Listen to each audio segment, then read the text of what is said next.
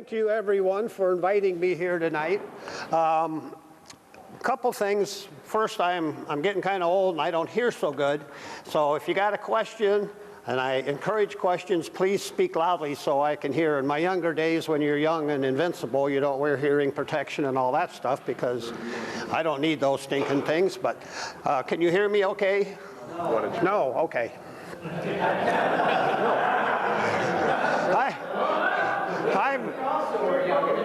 Can you hear me now? I'm not the only one then. And I don't really have an agenda. I've never made a presentation like this before. Can everybody hear me now okay? Okay. So I'm going to kind of let your questions guide the agenda. So please ask questions as we go. And again, speak loudly. Now, again, I'm getting kind of old, so if I kind of get lost in the shuffle here, it's just a senior moment brain fart. Just all you have to do is remind me, get me back on track again. Kind of start out, I'll just kind of go down the table and go, and again, please ask questions as we go. Bandsaws, does anyone here make bandsaw boxes? Got one, okay. I've been making them probably a year and a half now. I actually started with this book. Probably not a better book on the market for the bandsaws. Some of these designs, most of them come out of this book.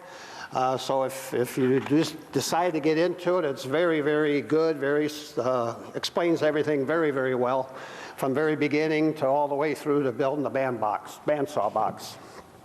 Basically start, glue up a bunch of pieces to get a block, and then I glue the front, the profile, the pattern on.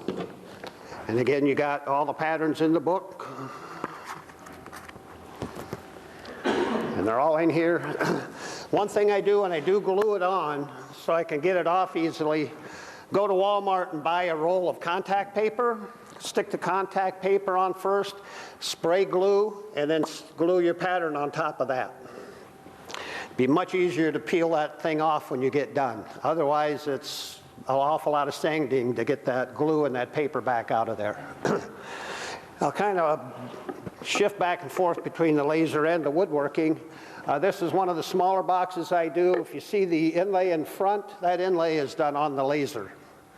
You laser a pocket, and then you laser out. The laser will cut, and then you cut a piece to fit into that pocket, and it goes in. So you can see the detail. It fits extremely well. One of the things, while I'm on the subject, I brought the nameplate, not so much to tell you who I am, but that is also done on the laser. You laser the pockets out, I cut all the little pieces out and then glued each one back in. This piece here, and I'll get into the finishing a little later, is wipe-on poly, and how I go about applying that. It might be a method I don't know if anybody's used here at all. The pockets and the pieces cut. Pardon me? The pockets and the pieces cut with the laser. The pockets and the pieces both. Yeah, it's a piece of veneer.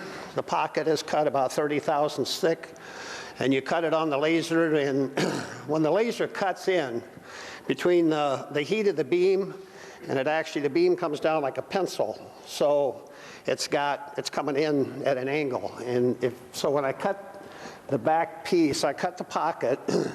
When I cut the veneer, I offset 5 thousandths to compensate for the kerf of the laser beam, and then I cut this from the back side. And then when it fits in, if you didn't cut it from the back, it would have a little line all the way around it.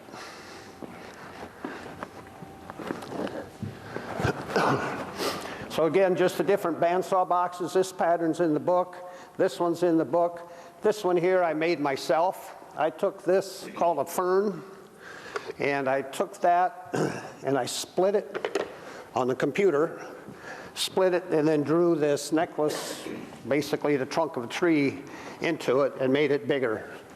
That's the only one I've made of this, but Amana Furniture down at Amana sells those. They like them. They're drooling to get some of these in there. So they sell these about as fast as I can make them. How do you cut the holes in for the drawer? Pardon me? How do you cut the holes in for the drawer? Everything's done on a bandsaw. Again, you start with a block of wood. So this is a rectangular block. First thing you do is cut the back off. And once the back's cut off, it's a 1/4 inch thick. Then with your pattern on the front, you cut the profile out. Once the profile is cut, you sand that out a little bit, and you glue that back on. And you then will cut your outside profile. And then when that's done with the drawers, you cut this is a block at that time, you cut the back off, you cut the front off, then you cut this profile out for the drawer, glue the front and the back on, and then sand like crazy. It's not uncommon that when I first started doing it, 3 to 4 hours sanding on a box is very normal. I bought an inflatable drum sander that is like the best for doing these. It's a great tool to sand the outside edges of a bandsaw box. So if you get into them, I would suggest doing that. What size of bandsaw blade are you running, Jerry? 3/16. Now, one of the things, I use a 3/16 for pretty much everything, except the last few of these I made, I used an 1/8 inch blade because they're so small. But typically a 3/16 is what I will use. I cut the backs off with a 1/2 inch on the bandsaw. And when I make these, I make several at a time. I might make 12, 15 bandsaw boxes at a time, so I just set the bandsaw up with a fence and just cut the backs off of all of them. How do you sand inside? Use your hand on the main body. What about it? Where do you sand? How do you sand the inside of it? You sand, actually, if you look inside of them, they're not sanded real smooth. And all you do, I got an oscillating spindle sander, and I sand there. The reason being, if you sand it to get them real smooth, then you're probably going to have a sloppy drawer. And in the book, it pretty much warns you about sanding too much out of the inside. And again, if you feel them, they're a little rough yet, but that comes with it. It's the nature of the beast. But I put 2 to 3 coats of poly over top of it, and I will be honest, I have never heard anybody comment about the inside being rough. It's the inside of a drawer. I guess people just accept that as okay. Any questions? Bandsaw, this is my own design here on this one. This here was the drawer design out of the book, and then I took and drew this up myself, rearranged it on my computer, and came up with this. I also make this in a 14-inch long version. This is about 10, so I make a long one as well. What bandsaw do you use? You like to use that works well for you? I have a Powermatic. I've been very happy with it. What size? 14-inch. Just one bandsaw? Mm-hmm. More than one? Pardon me? You got more than one? No, I just changed the blades. I just have one bandsaw. What type of blade do you use? I've used the Olson mostly, the 3/16. I've ordered from Lee Valley a couple times. I like them. They cut a little smaller kerf, a Viking it's called. I think they're made in Sweden or somewhere. The only thing I didn't like about that one, with it being a smaller kerf, the sawdust will tend to load up behind it. And you get that blade stuck. Well, you're up in here somewhere and your blade gets stuck. It's not a fun thing to try to get it out. I've tried several blades trying to back it back out of there. If I put my riser block on, that's probably what I really need to do, and then it would give me a little room to pick this up and get the chips out from behind it. But you live and learn. I've got a little tool now that I can kind of get in behind and push the sawdust out and get that blade back out of there. But they're a challenge. I mean, obviously, you just take your time. Yes, sir. How do you get the bandsaw to cut that thick straight? Why cut something that thick? It's got a big wall in it. Mine cuts as straight as I've had no problems with it. It cuts almost perfectly square. And if you get a little waviness in, again, when you when you cut off the back, you are going to have a little bit of waviness in there, or a little bit of flutter marks. When that thing is still a block, I glue that back on. I align that back perfectly to where it was. I don't just slap it on and glue it. I align it both this way and this way to make sure it's on exactly as it was. And that way, any little ribs that you might have will actually go back together just kind of like a puzzle. So I've not had any problems with that at all. The half-inch blade, I use a Viking half-inch blade. I do like their blade for that. It does cut quite smooth. I've been pretty happy with that. How many teeth per inch? I think the 3/16 only comes with one teeth, and it's quite a few. I'm not even sure. I couldn't even tell you. I just throw it on and run it. I'm not sure what the teeth per inch is. But I think the 3/16 really only comes in one, maybe two different ones, and it's the finer tooth, I think. Did you ever try a wood slicer on cutting the back off? Highland Hardware? Could it be just to trim the back of the blade? Oh, it cuts just as smooth and nice as can be. Huh. Very thin curves also. What kind? Wood slicer from Highland Hardware. Okay. I'll have to check that out. About $30 a piece. Yeah. I don't mind paying extra for a good blade, whether it be a table saw blade, a bandsaw blade. I use all Forrest blades on the my table saw, or Freud blades. I don't ever skimp on the blade because it's so frustrating. For one, they don't cut well. I think they're more dangerous if they don't cut well. If you ever get using good blades, you probably never go back to the not so good ones again. Was there another question? No? Okay. Any more questions on the bandsaw boxes before I move on? Do you use like aniline dyes then to stain those configurations? Some of them. The aniline dye, I've used both aniline dye and whatever that liquid stuff is, that true. Trans tint. I've used that. Trans tint, that Comes in a little bottle. It's green. That's what this is, mixed with shellac. And I've also I've used aniline dye as well. Yes, sir. The inflatable standard you mentioned, is that a drum or? What's that? That inflatable Yeah. standard? I've got a Shopsmith, and it's a Shopsmith brand. I don't know if you have a Shopsmith. Grizzly also sells one. Grizzly has everything 10% off right now. I just about this afternoon ordered one, but my wife was sitting there. So she goes shopping on Thursdays all the time, so Thursday morning I'll order it when she's gone. But I do it in the basement. It does a wonderful job, but it is horribly, horribly messy. I hooked up 2 vacuums and everything, and I still look like the abominable snowman. I mean, it was horribly dirty. I've never heard of it. Can you describe it? What it is? Oh, what it is? Yeah. It's just, and again, Grizzly has it. It's about 8 inches long. It's like a canvas, like an inner tube, like a hunk of inner tube.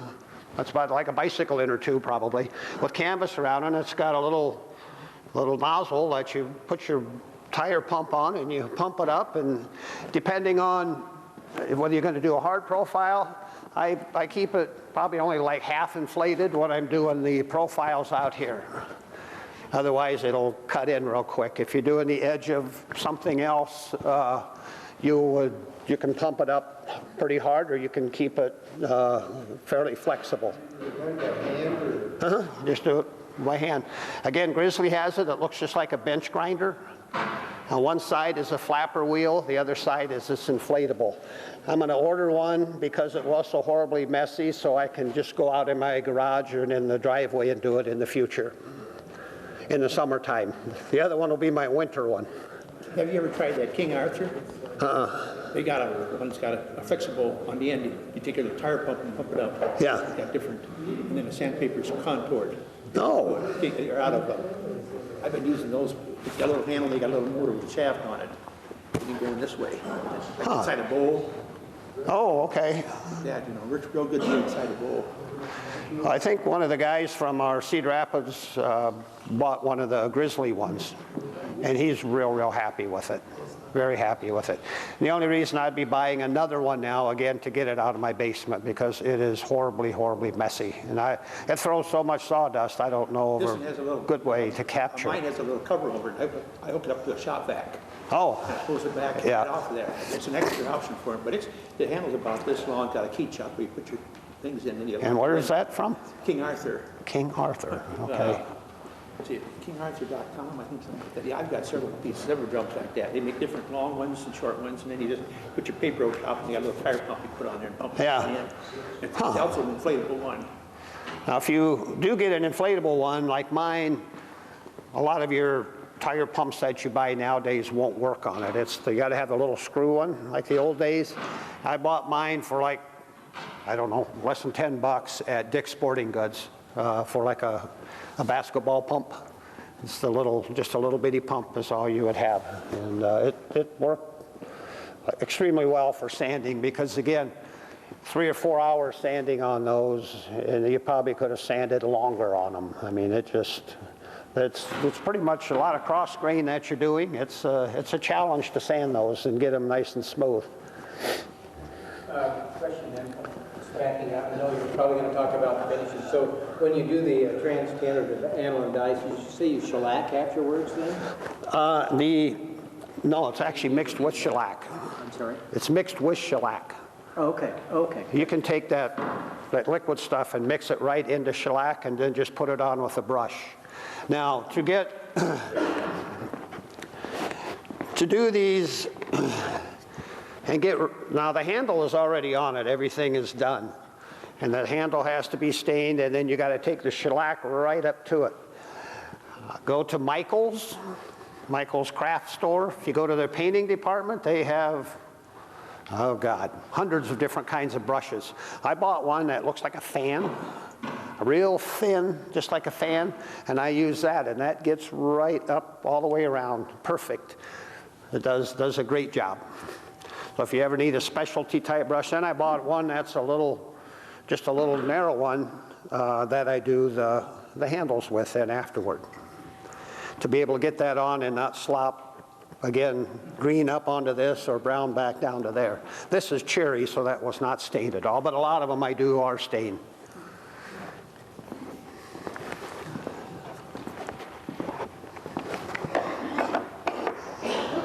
All right, more questions on bandsaws? Almost sounds like maybe we have a bandsaw demo here sometime, huh? Or videotape it and... Yeah, you can go online and there are, if you just go on Google, type bandsaw box, you'll find, or go to YouTube, you'll see them making them on there. There's quite a bit of videos for them. All right. And again, if you're going to do it, this I think is probably about the best book on the market. Now, I've looked at a few, I haven't seen anything any better. All right, any shaker box makers in the bunch? Got a quick question for you. What's the name of that magazine? This one? Called Sculpted Bandsaw Boxes. That you could probably get. Name of the book? Yeah, it's a book. It's just Bandsaw and it's sculpted. Okay. very well written, explains everything very well.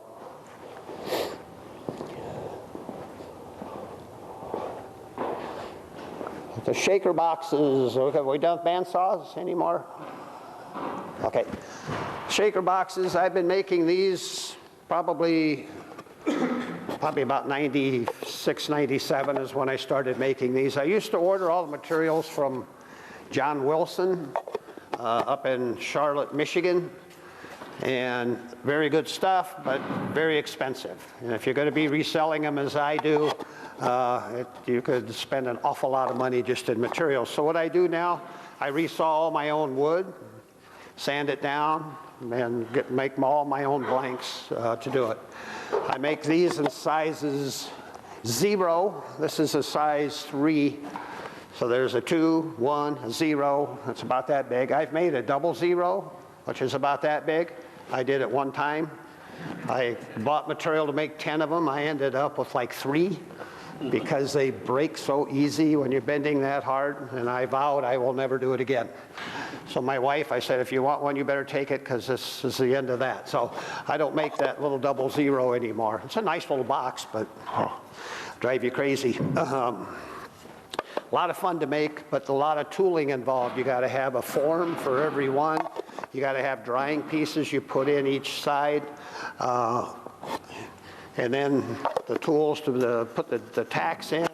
You got to cut all the fingers. There's a good deal of work in one of these. Most of them are cherry. That's the traditional box that's got the copper tacks, which you about have to buy from John Wilson. I think he's the only guy in the country that makes those tacks nowadays. How many of them do you sell? Pardon me? How many of those boxes do you sell? I sell at craft shows like none. They will not sell. Amana orders them. They probably sell 40 or 80 to 100 a year. They order them 40 to 50 at a time. When I was down there last year, Woodfest, the guy down the way from us, Yeah. on the aisle, had some. I asked him how many sold. He said, over here, not very many. Other side of the river, Yeah. a lot more on them. I sell a lot more of them. Yeah. Amana sells them for double what I sell them for, and they sell, again, like 100 of them a year. Just a whole different clientele comes through. I think you get the people in there that know what a traditional bandsaw box is.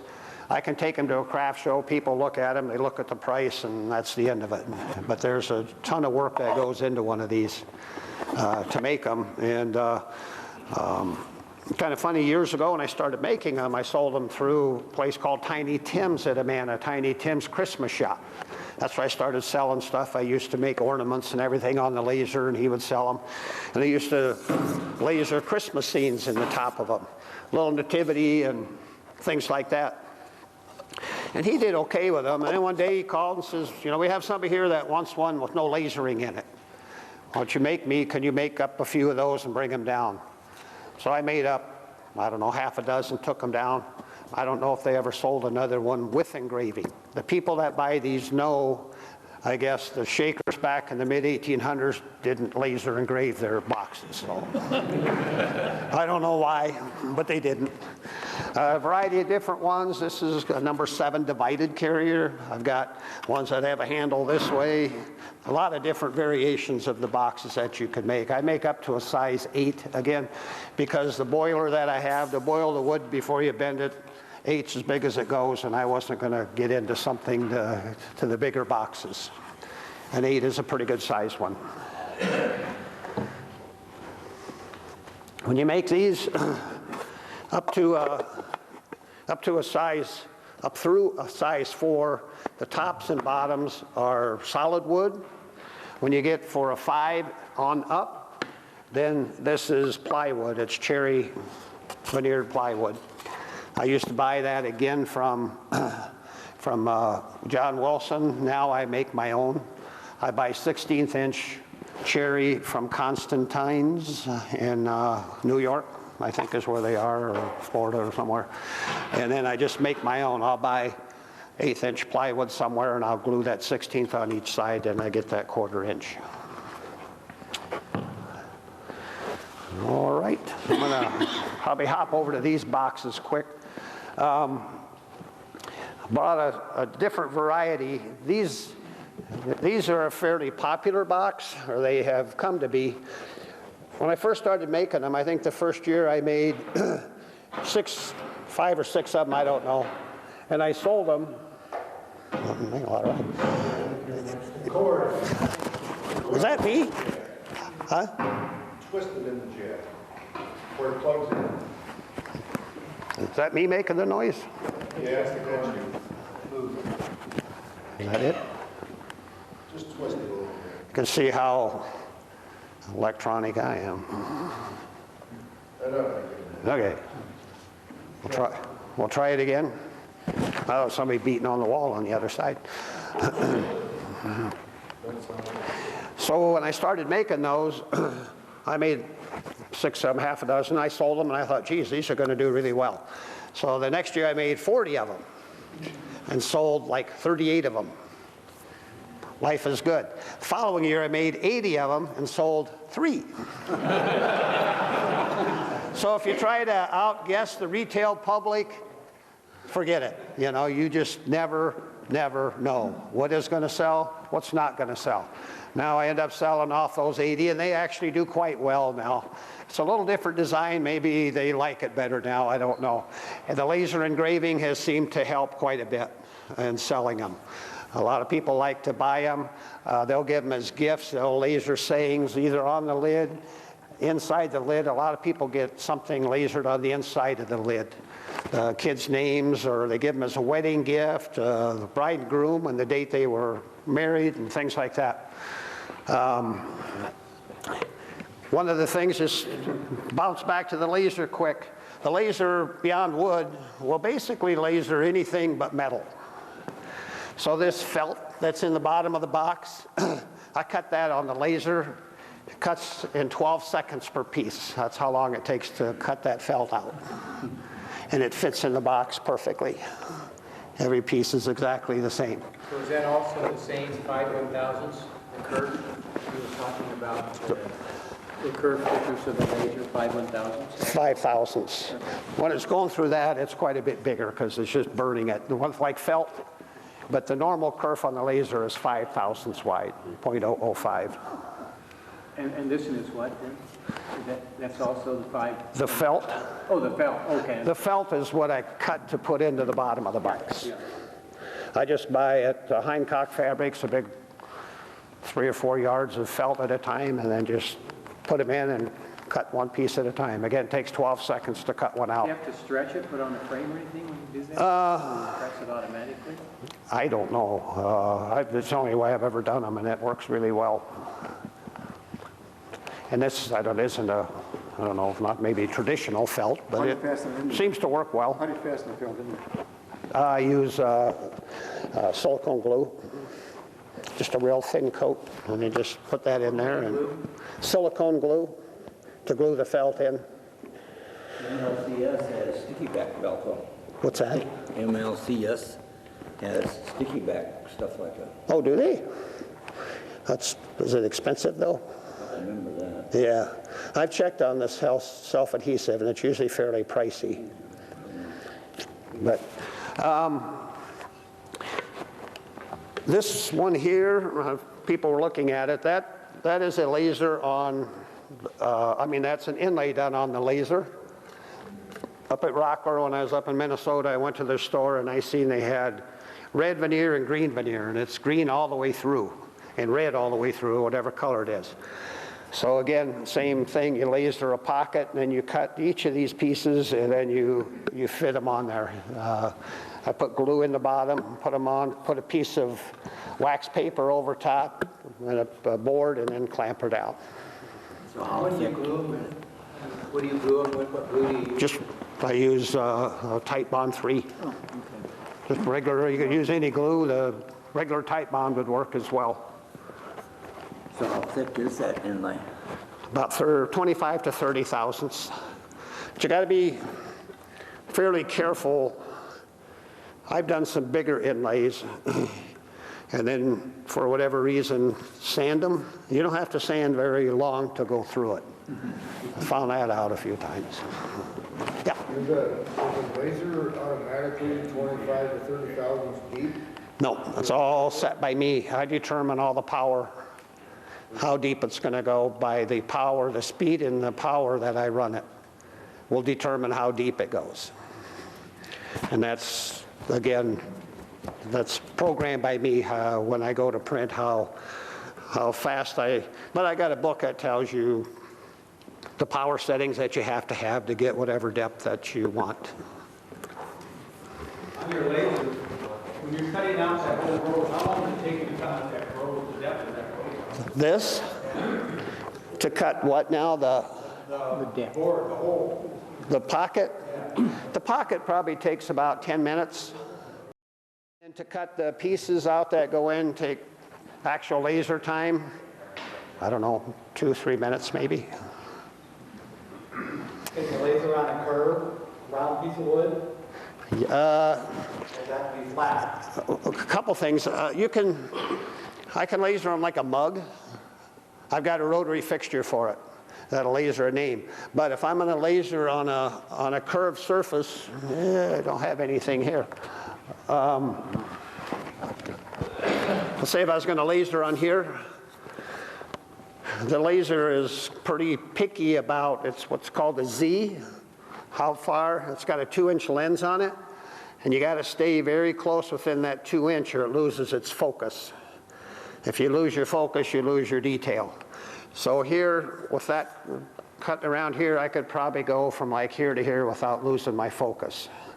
And what I would do is pick a spot in between. I made a football out of wood. How would that? To go all the way around it?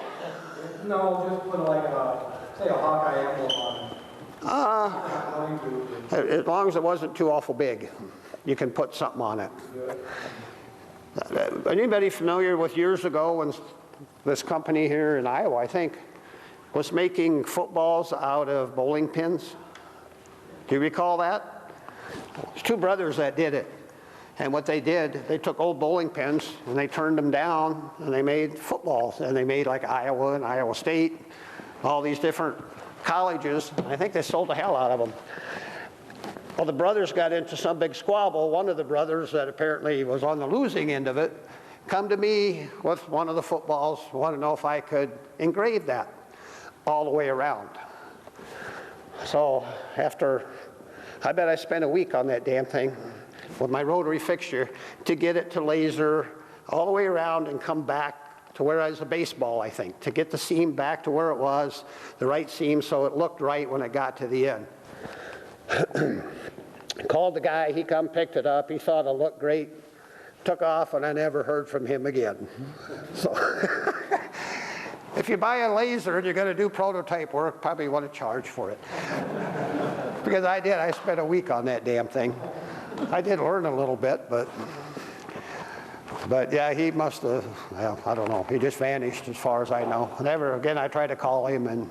What kind of wood is that, the one back of it? This one? Yeah. That is white oak. Really? It's a real curly white oak that I purchased at Wheelan in Winthrop, which I guess quite a few of you probably, Winthrop's probably closer to you than it is to me.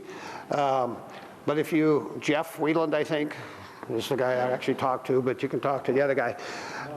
I was over there probably a year ago and went in and I was buying cherry or something. And he said, well, I got something to show you out here. You go out there, and he had like 6 boards, and they were probably 10, 12 inches wide of this looking wood. And he says, were you interested in any of that? I looked at that and I said, I'll take all of it. And then I've used up all that, and I went back. Matter of fact, all the boxes I made out of that last year sold. Probably made like 18 of them, they were gone. So I went back up and bought some more. But if you ask him about, they have a different name for it. I call it like a figured oak, but they have a different name. If you ask for it, they'll dig it out for you. And they let you go through and pick out the ones you want. So that worked out well. All right. Guess we'll get into the laser a little bit more. As you can see, I guess by the variety here with the laser, your imagination is about your only limitation with the laser. It's a wonderful, wonderful machine. I bought mine in 1997. It's a universal 25 watt, 18 by 24 table. I can get up to about a 38, 39 inch piece because off to the side it's got a control panel that can go under. However, you could put in a piece like this. Part of it's going to be under the control panel, let's say. So I might do the flag, and then I flip it around, and then I'll do this. I do it in 2 different settings. The machine, again, I bought it in like 97. Is that me again? The laser tube on it is supposed to last 2 years. I still have the original laser tube in it. And I have lasered a ton of stuff over the years. And that thing just keeps running and running and running and running and running. I've been asked a few times how much the machine cost. When I bought the machine originally in 97, the machine itself was $27,500. With the Should I just take that off and yell a little louder? Is that okay? Okay. Then, back then, a computer wasn't cheap. I probably paid $5,000 for the computer. It has an exhaust system on it, a pretty powerful exhaust system. And you have to buy the software to drive it. And I had a wire room. They're supposed to be on separate circuits. So I figured it had about $35,000 in it. Today I called thinking there'd probably be questions. That same machine today you can probably get for around $15,000. So there you go. All kind of laser. If you're thinking of getting into the laser, don't do it if you don't understand the computer. When I first called them and asked them about it and what all I need to have, blah, blah, blah, what kind of software drives it, Corel Draw is what I used to do it. And he says, we sold a lot of machines to people who retired and they were going to go into the laser business. They buy a laser and they put it in their basement, plug it in, and it don't go nowhere because they don't know how, they don't have the computer skills to run it. The laser is about 95% computer, 5% laser. So remember that. What I did when I bought it, since it was Corel Draw, I actually bought Corel Draw a year before I bought the laser. I'd get home from work at night and fire up the computer, maybe spend an hour or two playing with Corel Draw, learn how to do this, learn how to do that. Finally, about a year later, I called up Universal and says, this is what I know how to do. Am I ready yet? Yes, you're ready. So I bought it. When I was at the craft show here at Cedar Falls, and the guy also came to the show in Coralville. He was retired Collins, probably an engineer. I'm going to guess he was 75 years old. Come in and he was talking about the laser, and he bought one. He bought an Epilogue with a 24 by 36 table, very large. So he probably spent pushing $50,000 for that machine. And I says, what all do you make on it? Well, not much, he said. I don't know how. I said, you know the software? No. He says, I've only made a couple things on it. I said, oh my God. I says, if you decide to sell this, here's my card. So he had an Epilogue. Two kind of lasers probably that are the standard. There's tons of them out there. There's a bunch of Chinese ones you can buy now for about $8,000. Do not waste your money on buying those. But Epilogue and Universal are the two main ones. I own the Universal. And again, to run that long, pretty much air-free, I would buy another Universal in a minute.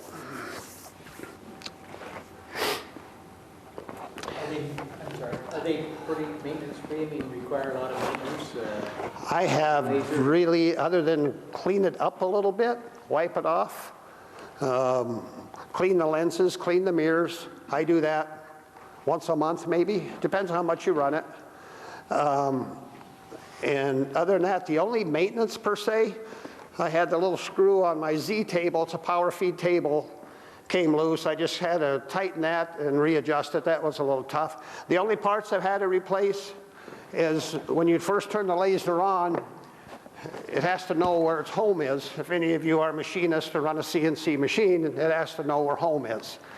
So it locates itself in the X direction, in the Y, and the Z. So it knows where it's starting. The sensor for the X went out. It didn't know where it was. It was kind of floating around. It wouldn't go anywhere. So I called Universal and explained what the problem is. They're extremely helpful. He says, open your control panel and tell me, read this number to me. And I did that. And he says, okay, this is what you need. You need a new wire for your X sensor, and that's $3.20 or something. And I says, my goodness, okay. Well, while I got it open, why don't I fix the Y too? Let's replace them both just to make sure. So it's like $6.40 is how much money I've put in that machine in the last 17 years. Out of my own pocket. So I don't think that's too bad. And I've run it quite a bit. One of the things I did, I used to supply wholesale wildlife artists. And what they do, you've been to Cabela's or Shields or somewhere, and you see the wildlife prints, and they have a little brass plate on them, the name of the print and the artist. I used to make those for a company up in Minnesota, and over the years I have made tens of thousands of those. That's basically was the bread and butter to my machine when I bought it. This was the fill-in stuff. But I have made tens of thousands of those labels over the years. Starts out with a sheet of plastic that's 12 by 24, just a plain sheet of plastic. It goes through and rasters all the text, then it cuts the profile when it's done, any profile you want. And again, I'd be afraid to guess how many tens of thousands of those I have run. I got a call one time with a laser, Ertl Toy, Dyersville. They have a laser and it broke. So they was looking for somebody that had a laser that would laser. They had a collector series of tractors, little toy tractors, 5,000 of them. So I thought, well, geez, how much room could 5,000 little toy tractors take up? It takes up an entire 24 by 24, 7-foot tall garage. Oh my God. Then I had to get them all carried to the basement, unbox them, laser them, rebox them. But, oh well, life's experiences. But again, with the laser, just kind of the imagination. If you see some of the things here, that's a small sampling of the stuff I actually make on it. I was down in Florida in January, walked through a craft show, and come up on this one booth that had nothing in it except in the middle of the floor. It had a little easel with one of the wildlife pictures on it. And it was probably about, oh, I don't know, 24 by 18 or something, print. And it had the turkey, it had the pheasant, it had the deer, and it had bears, and it had ducks, and it had a bunch of other stuff. But I bought the 4, but before I was going to do that, I had to see if I get permission to do it. So I got a hold of the artist. He had his phone number there, so called him, and thinking, you know, most artists aren't going to let you use their work. But anyway, so I figured, well, it's worth a try. So I called him. Old Joe was his name. Joe French, it's going to have a French name on it. So he came over and I asked him, and I met with him, and I told him what I planned to do. And I says, would it be possible to do this? I'll be happy to pay you a royalty, whatever, if I could use your artwork, because it lasers. I knew it was going to laser very well. No, you don't have to do that. He says, you're welcome to use it. He said, just as long as you put my name on it, he said. You got a deal. So that's where some of the art, that's brand new. I'm hoping maybe that'll do well at the shows. So you can see basically the same images that I have there, I got there. You can make these on the computer as big or as little as you want. You can take this, I could take that down to the size of a postage stamp and it would still have the same detail. On the laser, I can adjust the resolution. So right now, these are lasered at what's called a 250 resolution, which means the laser is going back and forth rastering, and it's moving 1 inch, or each inch it moves down, it's going back and forth 250 times. How long does it take to do something like that? This takes probably about 15 minutes. Now, when you get down to the real little detail, I can do a 1,000 resolution. For each inch it goes, it'll move 1,000 lines. So how does the computer know how to cut that? Is it taken from a picture or something? It's a bitmap, similar to like a newspaper would be.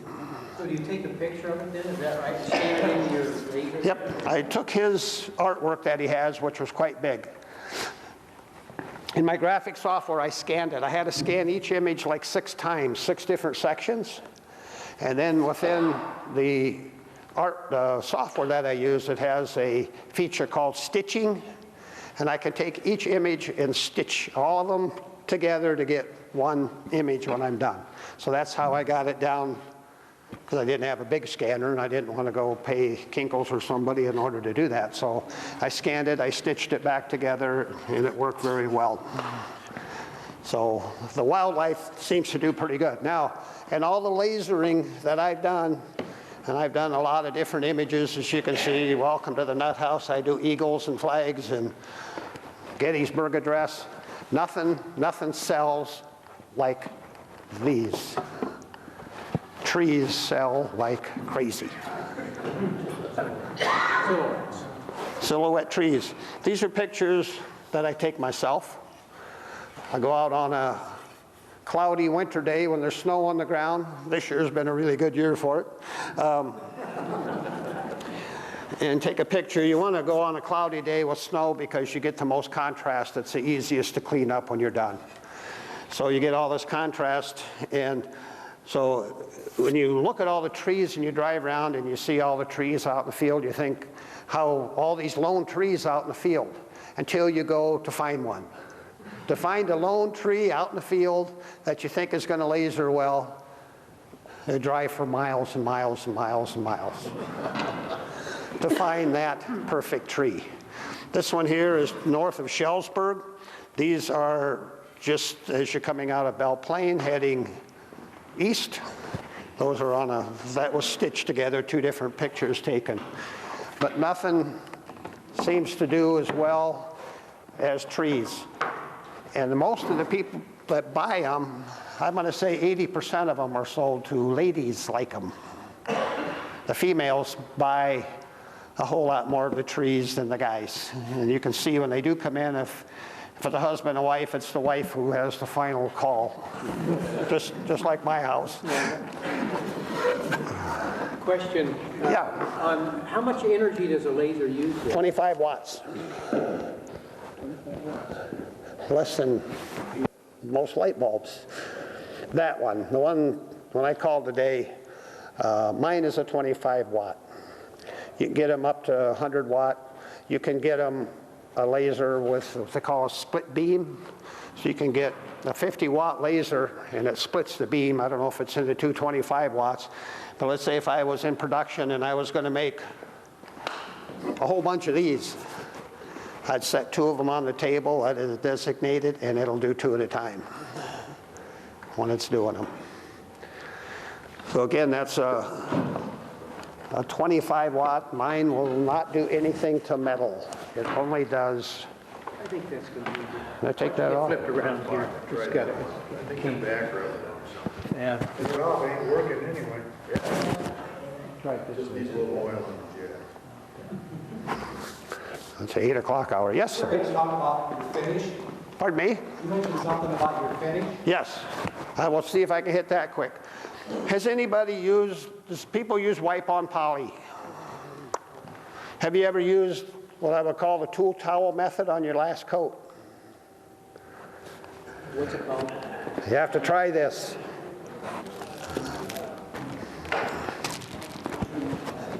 Did you see this box? That's finished with that method, as are these boxes here. What you do with your wipe-on poly, if anybody hasn't used these, go to Sam's and get some. They are not cheap. They're about $1 a roll, but you will never have another towel in your shop until you do. They are great.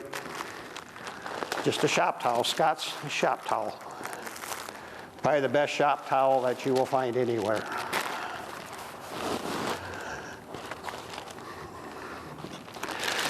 Okay, when I do the wipe-on poly, I'll take two towels, I'll fold them up. I get two of them. This one, I'll take one and I'll dampen it with the wipe-on poly mixture. I just take a brush or a spur stick, whatever, and just kind of dampen it somewhat. When you put on your polyurethane, you put it on like you normally would with a rag. You take your dampened one and you wipe it instantly.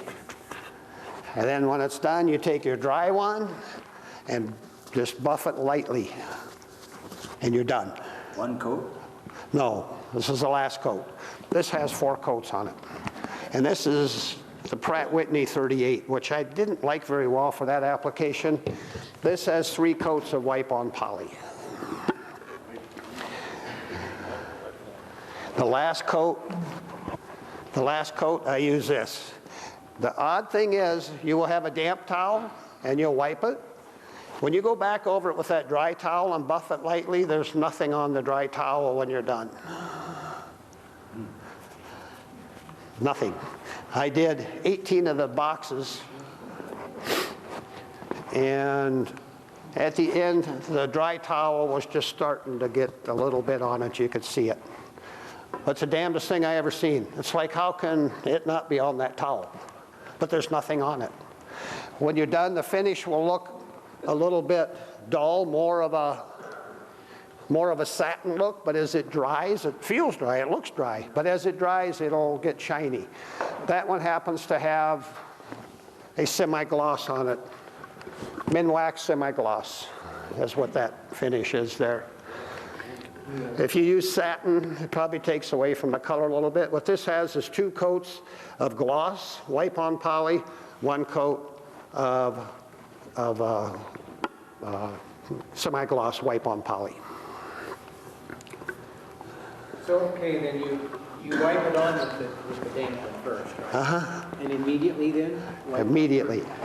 Use the dry one to wipe it off? Yep, use you put it on first with your rag, just like you would.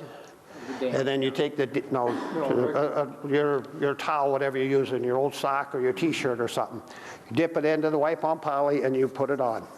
Then you take that damp cloth, wipe over it right away. Then take the drier one and go right back over the same thing, very lightly. Yeah. Okay. Now, wipe-on poly tends to get tacky very quickly. So when I do the boxes, rather than, because what I do the inside, and then I do both ends in 1 coat. Then I come back and I hold on to the end and I do this, all the middle pieces. When I put the wipe on here, instead of doing all 3 sides, I do 1 side, I'll wipe it on, go right away with the wet towel, right away with the dry towel. And then I go to the other side. If I tried putting all of it on and then go back, and it's already getting tacky before you get back through the second time. But try it. It is unbelievable finish. What do you put on the big board like a flag on it there? That I do a little different. For the rustic plaques, typically I will use kind of a combination of things. I'll use either wipe on. If it's got a lot of bark on it, I might go with just regular Minwax fast drying poly. But I'll put that on the bark on both sides. Then I use wipe on poly on the rest of it. Your polyurethane, your wipe on poly is just a thinned down version of your brush on.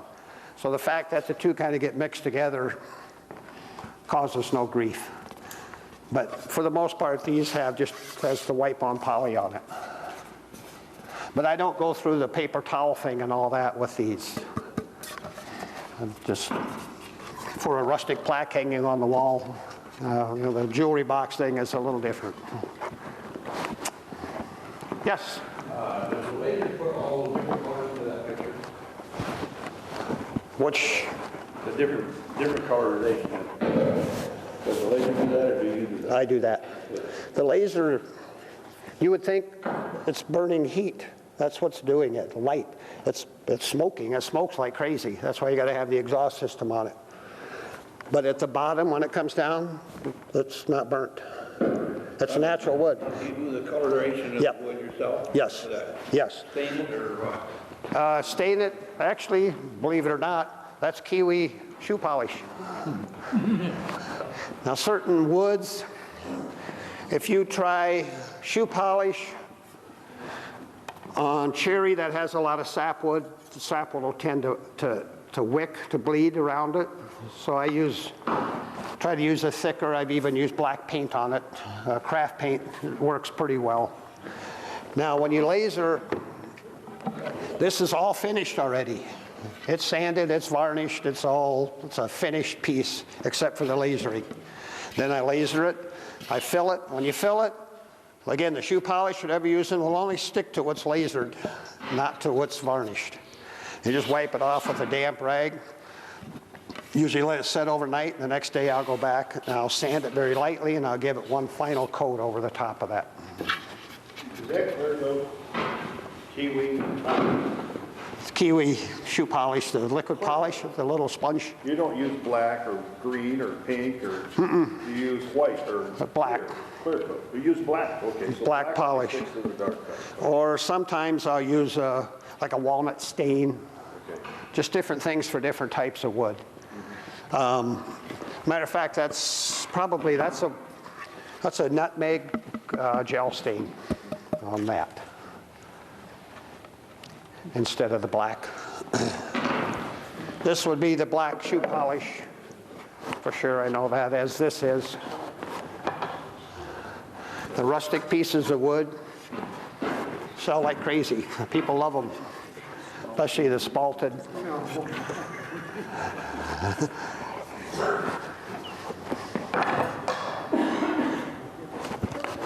I think that got me to the end, and I've already overrun my time. Thank you.